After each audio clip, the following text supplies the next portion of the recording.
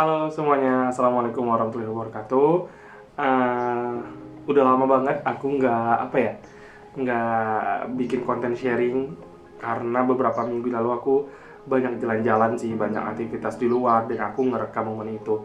Tapi di kali ini aku bakal sharing ke kalian yang udah pernah aku sampaikan di Instagram. Aku bikin polling juga, kira-kira kalau bikin ini menarik nggak ya, dan saatnya hari ini aku mau bikin konten tentang ini teman-teman. Jadi aku mau bikin konten tentang ada nih contoh kasus dulu ya. Jadi misalkan ada temanku ngelamar sebuah pekerjaan dan mungkin di saat yang bersamaan dia lupa mungkin membuat satu misalkan kayak badan email gitu, dan akhirnya dia nggak lolos. Dan kebetulan itu disebar melalui suatu media sosial sebagai pembelajaran buat yang lain. Akhirnya aku baca dan aku tertarik buat angkat itu ke kalian teman-teman maupun orang yang menonton channel ini, seperti itu. Mungkin lebih tepatnya ke ke teman terdekatku kali ya, karena aku mau sharing juga seperti itu. Jadi mungkin ini sharing pengalaman aja untuk teman-teman yang sudah lulus kuliah atau yang masih kuliah semester akhir mau menuju untuk mencari kerja. Aku punya tips bagi kalian nih untuk bisa bagaimana sih caranya memperbaiki segala hal yang menunjang kalian untuk bisa dapat kerja, seperti itu. Yang pertama yang perlu aku bilang ialah kalian harus memperbaiki CV yang pertama ya. Sorry. Kenapa CV itu penting bagi aku? Karena CV itu juga satu penunjang untuk si HRD atau yang menginterview kita melihat dulu nih latar belakang yang kita miliki, seperti itu. Ada beberapa hal yang perlu kalian perbaiki di CV-nya kalian gitu teman-teman. Contoh misalkan kayak ini di aku ya, mungkin kalian bisa juga contoh nanti di kolom pendidikan, seperti itu. Kalau bisa di kolom pendidikan itu teman-teman nggak harus tulis riwayat pendidikan dari SD sampai, itu nggak perlu. Menurutku cukup dua aja, misalkan dari SMA dan sampai kuliah atau sampai pendidikan teman-teman saat ini. Itu pun harus dijabarkan, misalkan teman-teman SMA di mana, jurusannya apa saat itu. Jadi memang menonjolkan teman-teman gitu loh. Misalkan teman-teman SMK ya, SMK berapa, minatnya apa, misalkan kayak jurusannya apa gitu. Dan kalau yang di kolom untuk kuliahnya, teman-teman harus bikin S1 misalkan ilmu komunikasi, di bawahnya konsentrasi apa, misalkan kalau nggak ada ya nggak apa-apa. Tapi GPA atau IPK-nya buat aja biar dia bisa melihat kalau teman-teman IPK-nya segitu gitu loh. Itu juga salah satu saran dari aku untuk di kolom pendidikannya.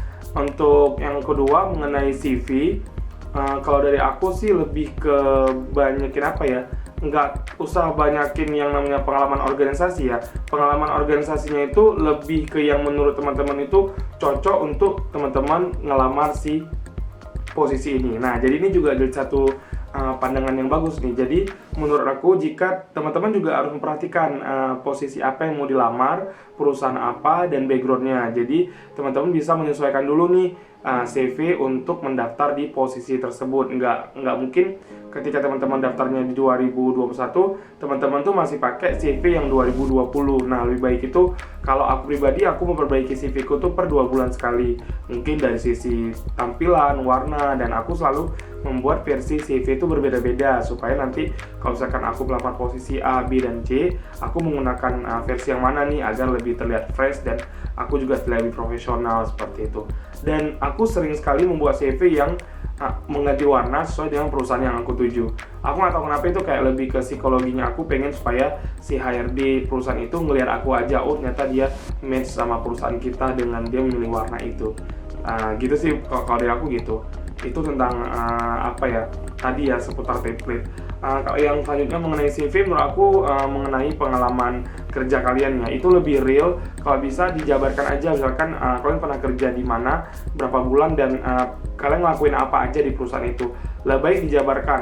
Syukur-syukur kalau kalian menjabarkan lebih dari 3 atau 4 tugas kalian, itu lebih bagus supaya si ARD itu bisa melihat gitu loh, ternyata kalian berkembang di perusahaan itu, dan dia melihat di CV kalian, seperti itu. Itu sih kalau menurutku yang lagi-lagi perlu diperhatikan ketika teman-teman memperbaiki CV, seperti itu. Selanjutnya ditampilkan aja soft skill yang teman-teman tuh punya. Ingat nih, soft skill ya, bukan hard ya. Jadi misalkan nih teman-teman, kalau sekarang kan banyak anak muda yang bisa desain grafis, bisa public speaking, bisa coding atau apa. Nah itu tuh soft skill yang mahal banget, yang mungkin bisa digunakan oleh perusahaan jika melihat kamu punya kelebihan khusus gitu.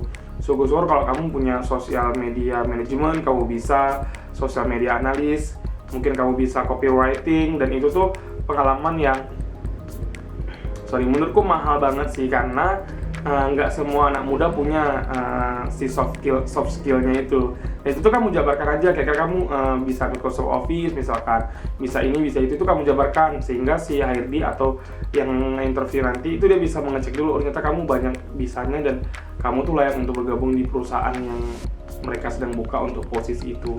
Itu sih untukku yang menurutku tuh penting sih teman-teman, nggak boleh disepelekan ya. Jadi memang ada hal yang kalian tuh harus memperhatikan ini lebih detail, karena mencari kerja di saat sekarang itu sangat-sangat susah. Aku harus bilang susah sekali, karena kita fresh graduate itu akan berhadapan dengan banyaknya profesional yang dia pun di PHK pada saat pandemi. Jadi ketika sekarang itu banyak perusahaan yang membuka lowongan, kalian tuh harus berjibaku dan berjuang lebih keras dengan para orang yang para profesional tadi yang udah dipecat di tahun lalu, mereka ikut lagi tahun ini, dan fresh graduate dan profesional tuh beradu untuk mendapatkan posisi tersebut gitu. Syukur-syukur kalau kamu selama kuliah kamu tuh aktif, kamu tuh kreatif, kamu juga banyak ikut kegiatan yang menunjang skill kamu di jurusan yang kamu pilih seperti itu. Jadi jangan ada alasan aku tuh udah capek kuliah sini tapi nggak kerja di sini, itu enggak. Karena sebenarnya di Indonesia ini agak sedikit unik ya, bahwasannya banyak sekali kasus bahwasannya dia jurusannya lain tapi kerja di bidang lain, hanya karena secara fisik, secara penampilan dia cocok di kerjaan itu, walaupun walaupun disiplin ilmunya beda. Itu tuh yang aku temukan di Indonesia. Tapi itu balik lagi ke pola ya, karena sebenarnya kita nggak bisa maksakan juga. Kalau kamu kuliah di jurusan A, kamu harus kerja di situ. Itu hanya 1/seperbagian orang yang beruntung bisa kerja di disiplin ilmu yang dia geluti saat dia kuliah seperti itu. Itu sih teman-teman yang pengen aku share ke kalian mengenai CV sih. Tapi next aku bakal bahas lagi mengenai apa aja sih yang paling diperlukan ketika kalian mengirimkan beberapa berkas kerjaan kalian ke HRD itu. Ada beberapa hal yang sangat fatal sih yang aku temukan, dan di next aku bakal jelasin itu. Tapi untuk di video aku bakal cuma jelasin CV aja, dan sorry itu sih kalau ada yang kurang berkenan. Kalau menurut kalian ada yang tambahan, boleh nanti di kolom komentar, kita bisa diskusi di sana. Kalau kalian juga mau berteman dengan aku di Instagram, boleh di @ceritahero_. Kita bisa saling follow-followan dan bisa saling bertegur sapa di sana.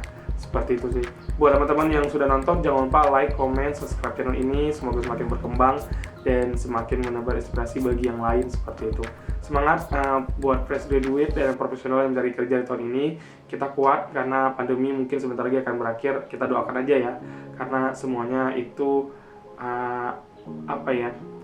akan menjadi kenyataan kalau doa banyak orang itu dijabah oleh Yang Maha Kuasa. Oke. Sekian aja dari aku, cerita Heru mengenai episode kali ini, sharing time yang aku. Nantikan sharing time berikutnya. Oke, assalamualaikum warahmatullahi wabarakatuh. Bye.